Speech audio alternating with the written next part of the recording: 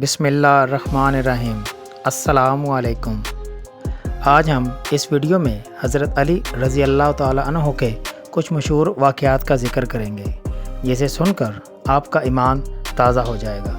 تو چلتے ہیں ان واقعات کی طرف، لیکن اگر اس سے پہلے آپ نے ہمارے چینل کو سبسکرائب نہیں کیا تو کائنڈلی اس چینل کو سبسکرائب کریں اور اس ویڈیو کو دوستوں کے ساتھ لازمی شیئر کیجیے گا۔ ایک مرتبہ ایک چور کو پکڑ کر حضرت علی رضی اللہ تعالیٰ عنہ کے سامنے پیش کیا گیا۔ چور نے کہا، یا امیر المومنین، میں نے صرف ضرورت کے مارے یہ جرم کیا ہے، مجھے معاف کر دیں۔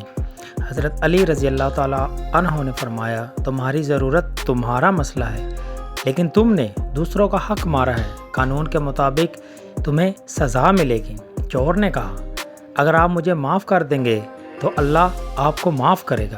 حضرت علی رضی اللہ تعالیٰ عنہ مسکرائے اور فرمایا، اگر میں تمہیں معاف کر دوں تو پھر قانون کا کیا ہوگا؟ عدل کا تقاضا ہے کہ تمہیں سزا ملے، لیکن تمہاری سزا کے بعد تمہاری ضرورت پوری کرنے کی کوشش کروں گا۔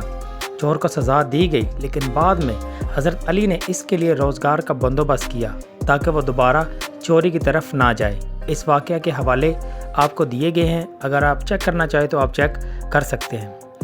اس واقعے سے ہمیں کیا سبق ملتا ہے؟ اس واقعے سے ہمیں حضرت علی رضی اللہ تعالیٰ عنہ کا انصاف کے ساتھ رحم دل ہونا ثابت ہوتا ہے۔